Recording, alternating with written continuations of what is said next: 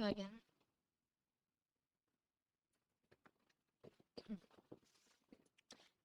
Lucas noticed a sudden silence. Something was off. He was all alone in the carriage. He stood up as fast as his body could and looked out of the window. Seeing ahead, looking in, he opened the door and helped Alicia back inside. Where is everyone else? Lucas asked.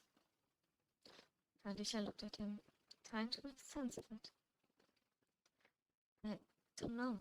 Jack was next to me. Then we saw the city and he just vanished. Lucas looked around and focused on his magic. With a lot of effort, did he manage to activate his protection and set the catch for the traces of life. Didn't need to search long. They were all around him. He could see the office clearly. Good news. No one disappeared. Bad news. We can't interact with them. Lucas after trying to intervene with Emily's body. What are we gonna do? Lucas waited it down. We wait till we reach the city and search for an answer. With that, the carriage stopped and the doors opened. The two also left the carriage. What should we do? Asked Alicia while they walked through the city. We should split up. You go to the castle. Look if we can find a medicine against the minus sickness, while I go to the hotel. Alicia didn't want to leave him alone in the streets, but he was right. On her own, she could reach the castle in a fraction of the time. Lucas looked at the running princess till she disappeared behind a corner.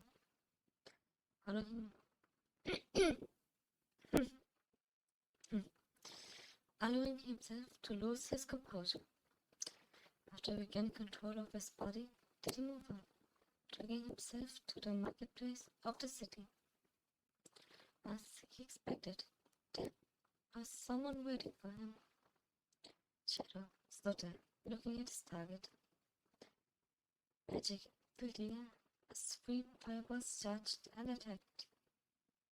Lucas drew the knife he got in the cave and cut the magic apart. After using the explosions as a smoke screen, did he jump to attack, forcing the shadow to create a barrier, which was cut down like the spells before, forcing the shadow to jump back. Emily looked at the place where Lucas lay before. They can't just disappear. Did she mutter to herself? Jack left the carriage. Maybe? I have an idea. Can we just ask the witch girl? Doesn't she normally know where Lucas would be? Emily looked at him. Yeah. I still have a piece of the candle in my room at the academy. And if that, the group went to the academy. Sure, felt a change in the air. An area-affecting spell had been cast. He sent out his mind to search for its source. He could see it like a layer added over the world, so he went through the city, one eye onto the city in front of him, the other searching the other place. He moved past 6 students, realizing at first when they were out of his sight, but it gave him the first place to search. The shadow permitted a magic attack, but the boy didn't seem to prepare a spell. Come to think of it, he didn't use any magic before, forcing Shadow to cast the next one to the fireballs. Lucas didn't move from his spot to cut down all the spells. Are you testing your new toy, or are you already out of magic? The Shadow taunted. because for his knife, Shadow touched it. Oh, I've seen that people meant more life in him. Lucas moved his arm back. So did I. The string reacted under the stress and pulled the knife back, nearly cutting his shadow. With the return of the knife, both took an instant. Twice. On. With that, both started to move again. Lucas let the knife turn on the string before pulling it. This time, Shadow cut the rope, forcing the knife to fall down. With that, Lucas used the strength to stand and collapsed on the floor. He was breathing, even with the breaths was Shadow. Shadow knew that giving the boy time would mean he would stand up again, so it walked over to kill him with its own hands. Touching the boy, the hand went up, forcing Shadow to fall back again. The boy got back on his feet with the anti-magic knife in his hand. Looking around, the other knife was just a regular knife. Well, if I can touch you, then your own spells will. The Shadow said, reaching out with his arms. So, as I pray, unlimited blade works. The bounded field erupted in flames, turning the silhouette of the city in a wasteland. Three swords filled the landscape, shocking the Shadow. Why? I have seen this spell in your hands. What is that trickery? He cut the three swords and attacked. His plan worked, and Lucas subtracted the swords instead of cancelling them out. That's easy. This world is a disguise. A lie. I told others and myself to keep me going forward. Still, it's my word you sound, which is impressive. But it's lacking the soul and knowledge. The world is faulty. It's fought against its fault, and its history, and its composition. Things you lack. Entering the marketplace, you could see two different pictures. On the one side, the people of the city, living their lives like usual, not recognizing the danger they are in. And on the other side, Lucas facing off against the shadowy killer. But in that moment, a scribbled her and warned her. She used this authority as a higher-ranking knight to evacuate the marketplace. With more space to work with, he prepared to enter the sphere. Alicia entered the phone room, now in her father. That's where he kept a dose of those medicines in case he needs to wait to unforeseen events. And what would be more fitting than right now? At that, she noticed that she wasn't alone. Multiple creatures were attacking her, letting the light of the night sky shine to guard your queen.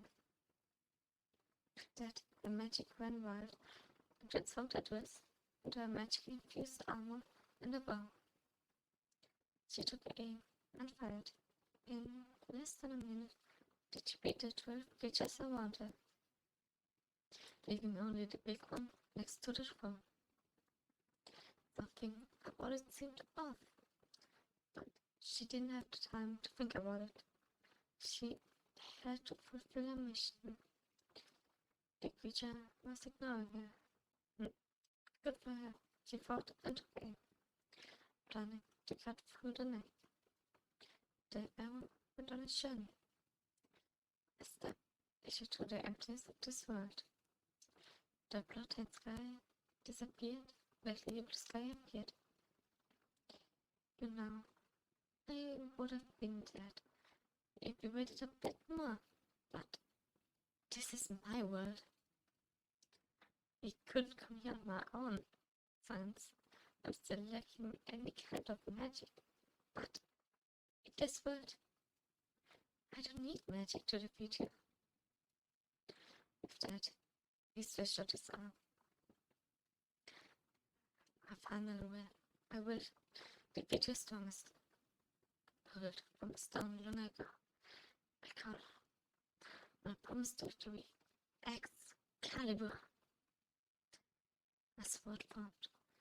It faced in and out of sight. Before glitching out, both fighters stood there, looking into empty space. Nothing changed. Was something supposed to happen? Shadow taunted, before making his final step in this world. The sky cracked, then the floor, and at last the air itself, filling the space of the reality marble with the colors of a rainbow, burning everything in its wake, forcing the bedrocks to break down, leaving Lucas standing with Shadow on his knees. Shu felt his spear breaking and prepared. The moment he could enter the space, he jumped as high as possible. He was in the blind spot of the Shadow, just mere moments away from finally cutting it down. But before I could reach his attack, something changed. Seeing Shadow on its knees, he was out of ideas to win. Even he managed to finish it up. Shadow would be the first on his feet ready to strike. In that moment, he noticed a movement in the stairs. Maybe you should look up, Lucas said. The Shadow did notice the knight about to cut him down. Alicia looked at the arrow making an impact. The only thing it accomplished was getting the creature's attention. She barely avoided its attack. It was stronger than her, bigger than her, and just a bit slower than her. Oh, God, no. That's the only thing she could say. She was too caught up in her own head. The hand of the creature slipped against the wall of the throne room. Her magic little recover. She looked at the whip of claws. That causes the light. A magic flatter. Her armor we found a shattered claw and a golden light. I am the future queen of this country, and I will not allow any more to look down on me. A new bow formed, it matched the size of the creature. Its light filled the throne room. Then Alicia fell to the ground, hoping for the arrow to hit its mark. So, Shadow rolled to the side. That could have been at me, but I don't think you have any more surprises up his sleeve, do you? He didn't have to look up to see the answer. Sure, I don't have any magic at the moment. Could you cast a spell of revealing light? She looked at him. How is that so? Okay, I'm not questioning it now. Realizing the knight was casting a spell, I tried to intervene, but someone cut the magic. This time, it was the knife connecting to a string. With that, he rammed himself into the creature, because could feel the darkness within the shadow. As he increased his grip, yet the room was bent in the shadow, moving before the shoe was finished.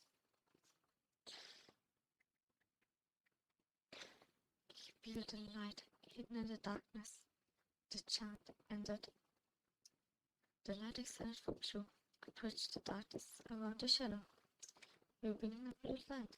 It slowly without her hand before exiting it. The blue light took form. With that Lucas let go and grabbed the knife. shouldn't we finish it? Sure, as Lucas leaned on him. It is already over. Just look. The lad decided on a final form. A young girl with a damaged dress looked at her 2 nights in front of her. I'm sorry for the troubles we caused, brother Lucas. You have won and we have. You finished what you have started. I wish we could speak more, but this is the last of our willpower. Use a knife and do it. And brother, remember why you became a knight. And so Lucas stepped to the ghost of the girl and grabbed her hand. I will change this world and keep your brother in line, but it's time for all of you to move on. He drew the knife and cut into the palm of her hand, letting her slowly disappear. She shot him forward without his older sister before she finally disappeared. But was it? She asked. My sister died long ago. Because she sent on his shoulder. All of them did. That was the hate, the anger, the fear, and sorrow of the city. It lingered in the streets for decades till there was something to do with these emotions. That it would be met with the help was a bit unexpected. But like your sister said, it's on us to prevent something like that from happening again.